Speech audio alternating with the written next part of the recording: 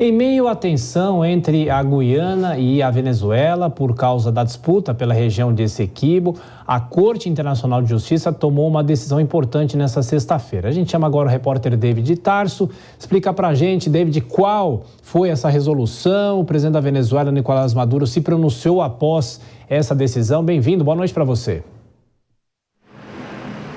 Exatamente isso, Berrait. Muito boa noite a você, boa noite a todos que nos acompanham.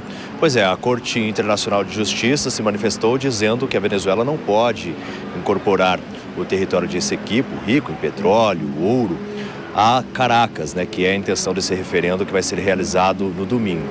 E logo após essa manifestação da Corte, o presidente venezuelano, Nicolás Maduro, se manifestou por meio das redes sociais. Em uma das postagens, logo depois que a Corte emitiu esse comunicado, Maduro escreveu: "O nosso país caracteriza-se pelas suas mulheres e homens corajosos.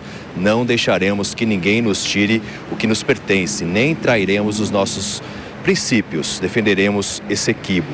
Em outra postagem, na sequência, Maduro destacou que, na verdade, a Venezuela triunfou por trás das reivindicações do governo da Guiana de querer interferir no ato soberano e constitucional do país. Ratificamos a nossa posição histórica de não reconhecer a Corte Internacional de Justiça como mecanismo para resolver a controvérsia de Essequibo. Ele segue dizendo que não se pode minar o direito da comunidade venezuelana de se expressar através do voto. Somos filhos e filhas de Bolívar. No dia 3 de dezembro, ou seja, neste domingo, a Venezuela ainda votará sim 5 vezes. Lembrando, que o território ele também faz divisa com o Brasil, Roraima, e por lá a fronteira ela teve um reforço na parte brasileira. Nesta sexta-feira, o presidente Luiz Inácio Lula da Silva teria um encontro na COP28 com o presidente da Guiana, justamente para tratar sobre esse tema, mas essa reunião, pela informação que nós recebemos, ela foi adiada. Berrait, eu volto com você por enquanto. É isso, David Tarso trazendo essas informações. A gente continua falando sobre esse assunto e essa mobilização do próprio presidente da Venezuela. O nosso editor de internacional, Marcelo Favalli, aqui nos estúdios. Favalli, boa noite. Ontem você já explicava todo esse imbróglio que vem acontecendo. Agora, o presidente da Venezuela manter o tal do referendo, o que pode acontecer? Bem-vindo. Boa noite, Berrait. Boa noite quem nos ouve, quem nos assiste. Eu vou pegar aqui uma parte da resposta do David Tarso, que ele fala da Corte Internacional. Fica em Haia, um país na Holanda, que hoje prefere ser chamado de Países Baixos. Só um parênteses importante, é a última instância de justiça dentro do guarda-chuva das Nações Unidas. Mas, assim como as Nações Unidas, é um órgão de orientação, ou seja, em termos jurídicos, com uma corte, com juízes que estão independentes do caso, ou seja, eles não são nem da Guiana e nem da Venezuela, analisando os fatos apresentados pelos dois países, penderam a favor da Guiana. Mas este resultado, ele é mais um caráter de orientação do que de obrigação. É uma chamada corte não vinculante. E aí tem uma outra questão que está no Twitter do próprio presidente, a quem queira chamá-lo de ditador Nicolás Maduro, de que nós não reconhecemos a Corte de Haia. Outra coisa, o Tarso falou que na leitura aí do bilhete de Nicolás Maduro, haverá 5 perguntas nesse referendo, que Nicolás Maduro já disse vai ser mantido para este domingo. Sim. Uma delas é, nós venezuelanos vamos reconhecer a Corte de Haia?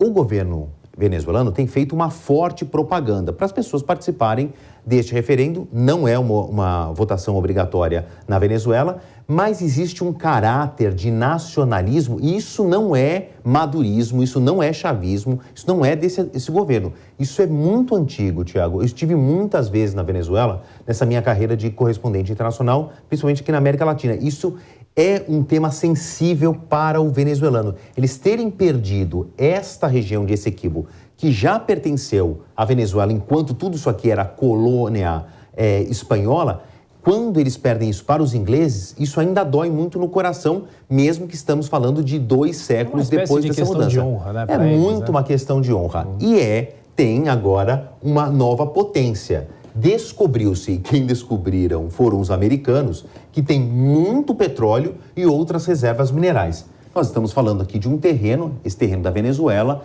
é a maior reserva de petróleo do mundo. Um país que enfrenta problemas financeiros, tem a sua moeda derretendo por causa de uma inflação galopante, e ter mais petróleo lhe garante ali um futuro mais próspero. Claro.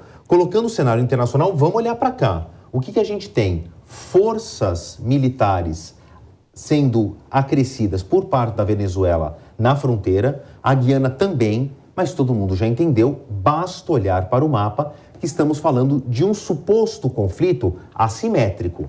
A Venezuela, que é um país, por causa do chavismo, foi muito mais militarizado, tem uma força de combate muito maior do que da Guiana. O Brasil está olhando ali e já colocou um pouco mais de militares na fronteira para tentar segurar. Tenta uma resposta diplomática. Agora, também tem nesse imbróglio, repetindo as palavras aqui do meu amigo Thiago Berraich, o seguinte: empresas americanas, empresas inglesas, tem militares americanos e ingleses aqui tentando colocar panos quentes, mas a gente tem um ponto importante. Domingo vai ter esse referendo, muito provavelmente o resultado seja positivo na opinião da população. Sim. Para a anexação. É a tendência, né? É a tendência. E aí cenas do próximo capítulo que não serão simples na semana que vem. Sim, então a gente vai continuar acompanhando e inclusive com as análises em relação ao que pode acontecer, o que vai acontecer. Falando nisso, um pouco mais cedo eu falei com a professora Caroline Souza Pedrosa, que estuda a América Latina há muito tempo. Hoje ela mora na Costa Rica, observa as movimentações a partir da América Central, é uma profunda conhecedora de Venezuela. Vamos ver o que ela disse sobre essa hipótese, a possibilidade de uma invasão por terra da Venezuela na Guiana. Na prática, isso não significa que a Venezuela vai automaticamente anexar, porque isso tem que acontecer considerando muitos cálculos, né? Então, é claro que a gente está falando de uma força militar da Venezuela muito maior, né? Então é uma relação bastante assimétrica em relação à Guiana, mas nós também estamos falando de um terreno que não é fácil de invadir, né? A gente olhando no mapa, às vezes não consegue ter a dimensão de que na prática aquela região é uma região de selva muito densa, então uma invasão territorial, né, por terra mesmo, né, seria muito difícil. Inclusive, né, dizem que as melhores estratégias seria se passasse pelo território brasileiro, que é algo também que seria muito complicado colocar o Brasil no meio desse caldo, né? Por isso que o Itamaraty também está tendo todo esse cuidado aí de evitar que esse conflito se escale para, de fato, chegar, né, enfim, a uma solução violenta, que é o que ninguém quer. É uma explicação interessante em relação ao terreno, toda a geografia dessa região também, né, Favale? A gente lembra que em 2022 houve um fluxo enorme de refugiados por conta da crise na Venezuela. Sim. Para o Brasil, um estreito Pacaraima, né, aqui em Roraima, e como a professora Carolina explicava, aqui nós temos uma região de selva muito densa, um terreno, né, uma fronteira seca difícil de ser transpassada, por mais que seja uma fronteira ali territorial, não tem nenhum fluxo de água, né, uma margem de 2 rios por aqui, por Pacaraima, por Roraima, seria mais fácil. Mas aí se coloca um terceiro componente, que é o Brasil, que tem relações diplomáticas com os dois países, tem uma proximidade ideológica maior agora do presidente Lula com o presidente Maduro, seria muito mais complicado essa terceira hipótese. E a gente tem uma força militar muito maior do que as dos dois países juntas. Quando você falou imbróglio, não é nenhum exagero não, Thiago. E é o que pode acontecer, né? Estamos de olho. Bom, Favale, você volta daqui a pouco. A Dora Kramer quer comentar, Dora, em relação à postura do governo brasileiro, a preocupação do Brasil e também essas questões políticas envolvendo a Venezuela como um todo. Bom, ficou até meio tímida de falar questão internacional depois do Favale, é alguma coisa assim um pouco perigosa, mas vamos lá. É porque o Maduro, ele não é o primeiro, nem vai ser o último ditador a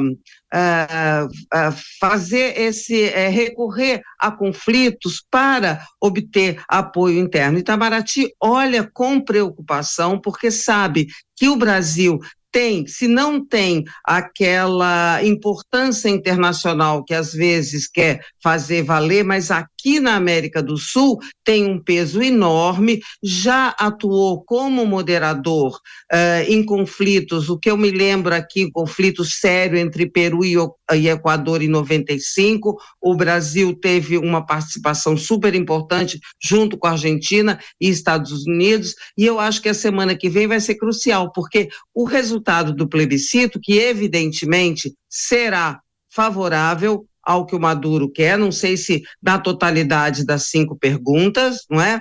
mas isso posto, ele evidentemente não seguirá a recomendação da Corte de Haia, a decisão da Corte de Haia, até porque não é obrigado. E aí vamos ver como é que o Itamaraty se posiciona e também os partidos, porque até agora, não sei se porque está muito embrionário esse assunto, os partidos nem de esquerda nem de direita se manifestaram a respeito desse conflito que se avizinha. É isso.